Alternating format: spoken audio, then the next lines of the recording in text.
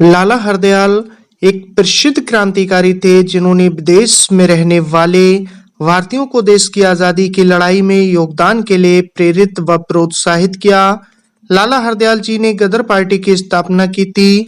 अपना कैरियर भारतीय नागरिक सेवा में बना लिया था। पहले विश्व युद्ध में ब्रिटिश साम्राज्यवाद के खिलाफ इन्होंने आवाज उठाई थी। लाला हरदयाल का जन्म 14 अक्टूबर सन 1884 को दिल्ली के पंजाबी परिवार में हुआ। हरदयाल भोली रानी और गौरी दयाल माथुर की 7 संतानों में से छठी संतान थे। इनके पिता जिला न्यायालय के पाठक थे। लाला कोई उपनाम नहीं बल्कि कायस्थ समुदाय के बीच उपजाति पदनाम था। साथ ही इनकी जाति में ज्ञानी लोगों को पंडित की उपाधि भी दी जाती है।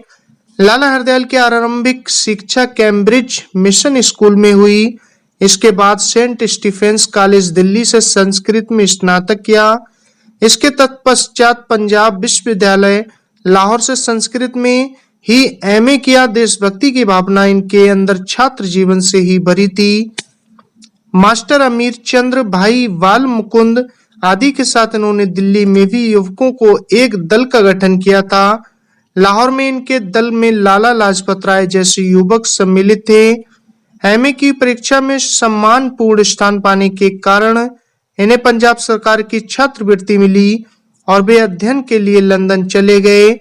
सन 1905 में संस्कृत में उच्च शिक्षा के लिए ऑक्सफोर्ड यूनिवर्सिटी से इन्होंने 2 शिष्यवृत्ति मिली। लंदन में लाला हरदयाल जी भाई परमानंद, श्याम कृष्ण वर्मा आदि के संपर्क में आए। इन्हें अंग्रेज सरकार की छात्रवृत्ति पर शिक्षा प्राप्त करना स्वीकार नहीं था।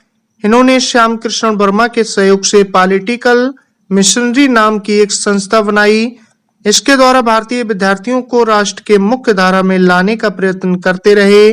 2 वर्ष इन्होंने लंदन के सेंट जॉन्स कॉलेज में बिताए और फिर भारत वापस आ गए।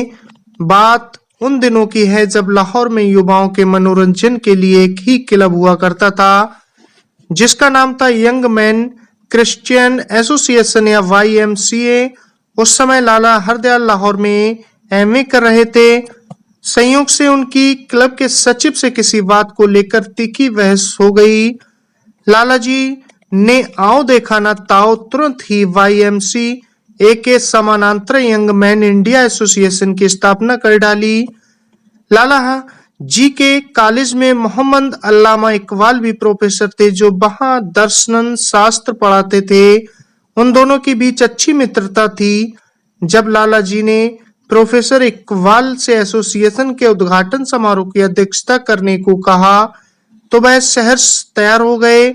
इस समारोह में इकबाल ने अपनी प्रसिद्ध रचना सारे जहां से अच्छा हिंदुस्तान हमारा तरन्नुम में सुनाई थी। ऐसा शायद पहली बार हुआ कि किसी समारोह के अध्यक्ष ने अपनी अध्यक्षीय भाषण के स्थान पर कोई तराना गाया हो। इस छोटी लेकिन जोश भरी रचना का श्रोताओं पर इतना गहरा प्रभाव हुआ कि इकबाल को समारोह के आरंभ और समापन दोनों ही अवसरों पर एक गीत सुनाना पड़ा। जीवन के शुरुआती दिनों में ही उन पर आर्य समाज का काफी प्रभाव पड़ा। साथ ही वे भीकाजी कामा, श्याम कृष्ण वर्मा और विनायक दामोदर सावरकर से भी जुड़े हुए थे। कार्ल मार्क्स, गुइसेपे मज़नी और मिखाइल वकुनिन से उन्हें काफी प्रेरणा मिली। भारत लौटकर सबसे पहले जाकर वे लोकमान्य बाल गंगाधर तिलक से मिले। इसके बाद इन्होंने पटियाला पहुंचकर गौतम बुद्ध के समान संन्यास ले लिया। शिष्य मंडली के सम्मुख लगातार 3 सप्ताह तक संसार के क्रांतिकारियों के जीवन का विवेचन किया। इसके तत्पश्चात लाहौर के अंग्रेजी दैनिक पंजाबी का संपादन करने लगे। इनका प्रभाव बढ़ता देखकर सरकारी हलकों में जब इनकी गिरफ्तारी की चर्चा होने लगी तो लाला लाजपत राय ने आग्रह करके उन्हें विदेश भेज दिया। वे पेरिस पहुंचे। श्याम कृष्ण वर्मा और भीकाजी कामा वहां पहले से ही मौजूद थे। लाला हरदयाल ने वहां जाकर वंदे मातरम और तलवार नामक पत्रों का संपादन किया। लाला हरदयाल ने पेरिस में रहकर अपना प्रचार केंद्र बनाना चाहा, परंतु वहां पर इनके रहने खाने का प्रबंध प्रवासी भारतीय देशभक्त नहीं कर सके।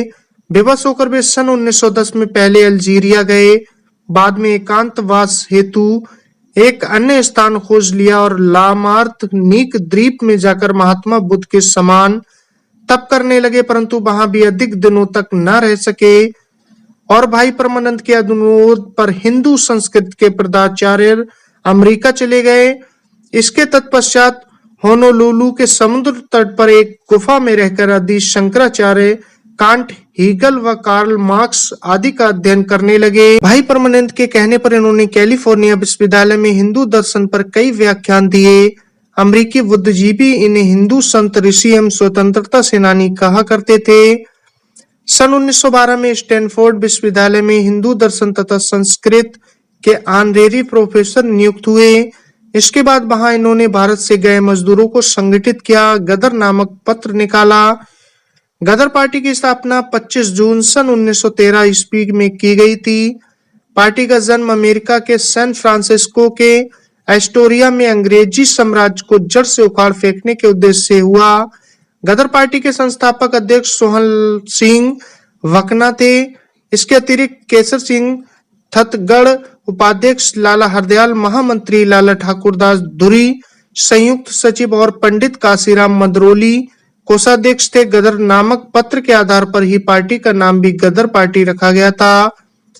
गदर पत्र ने संसार का ध्यान भारत में अंग्रेजों के द्वारा किए जा रहे अत्याचारों की ओर दिलाया और नई पार्टी की कनाडा, चीन, जापान आदि में शाखाएं खोली गईं।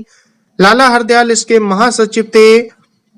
पत्रिका ने अपना रंग दिखाना प्रारंभ ही किया था कि जर्मनी और इंग्लैंड में भयंकर युद्ध छिड़ गया। प्रथम विश्व युद्ध आरंभ होने पर लाला हरदयाल ने भारत में सशस्त्र क्रांति को प्रोत्साहित करने के लिए कदम उठाया। लाला जी ने विदेश में रह रहे सिखों को स्वदेश लौटने के लिए प्रेरित किया। इसके लिए वे स्थान पर जाकर प्रवासी भारतीय सिखों को ओजस्वी व्याख्यान दिया करते थे। आपने उन व्याख्यानों के प्रभाव से ही लगभग 10,000 पंजाबी सिख भारत लौटे। कितने ही रास्ते में गोली से उड़ा दिए गए। जिन्होंने भी विलंब मचाया वे सूली पर चढ़ा दिए गए। लाला हरदयाल ने उधर अमेरिका में और भाई परमानंद ने इधर भारत में क्रांति की अग्नि को प्रचंड किया, जिसका परिणाम यह हुआ कि दोनों ही गिरफ्तार कर लिए गए। भाई परमानंद को पहले फांसी का दंड सुनाया गया, बाद में उसे काला पानी की सजा में बदल दिया गया, परंतु लाला हरदयाल जी अपने बौद्धि कौशल्य से अचानक स्विट्जरलैंड खिसक गए और जर्मनी के साथ मिलकर भारत को स्वतंत्र करने के यत्न करने लगे। जून 1915 ईस्वी में जर्मनी से 2 जहाजों में भरकर बंदूकें बंगाल भेजी गईं, परंतु मुखबिरों की सूचना पर दोनों जहाजों जब्त कर लिए गए। हरदयाल ने भारत का पक्ष प्रचार करने के लिए स्विट्जरलैंड, तुर्की आदि देशों की भी यात्रा की। जर्मनी में उन्हें कुछ खास समय तक नजरबंद कर लिया गया था। महायुद्ध के उत्तर बाद जब जर्मनी हारने लगा तो लाला जी वहां से चुपचाप स्वीडन चले गए, जहां उन्होंने अपने जीवन के 15 वर्ष बिताए। हरदयाल जी अपने उद्देश्य की पूर्ति के लिए कहीं से सहयोग न मिलने पर शांतिवाद का प्रचार करने लगे। इस विषय पर व्याख्यान देने के लिए वे फिलाडेल्फिया गए थे। 1939 ईस्वी में वे भारत आने के लिए उत्सुक थे। इन्होंने अपनी पुत्री का मुंह भी नहीं देखा था, जो उनके भारत छोड़ने के बाद पैदा हुई थी, लेकिन ये ना हो सका। वे अपनी पुत्री को एक बार भी नहीं देख सके। भारत में उन्हें आवास की व्यवस्था हो चुकी थी, पर देश की आजादी का ये फकीर 4 मार्च सन 1939 ईस्वी को कुर्सी पर बैठा बैठा विदेश में ही सदा के लिए पंचतत्व में विलीन हो गया। भारत एक महान देश है। यहाँ हर युग में महान आत्माओं ने जन्म लेकर इस देश को और भी महान बनाया है। ऐसे ही युग पुरुषों में से एक थे लाला हरदयाल, जो न केवल महान व्यक्तित्व के स्वामी थे, बल्कि गंभीर चिंतक, विचारक, लेखक और महान देशभक्त थे। इन्होंने उस समय के भारतीय समाज में व्याप्त बुराइयों को दूर करने के लिए बहुत से प्रयास किए थे। तो दोस्तों, कमेंट्स बॉक्स में हमें अपनी राय जरूर साझा करें।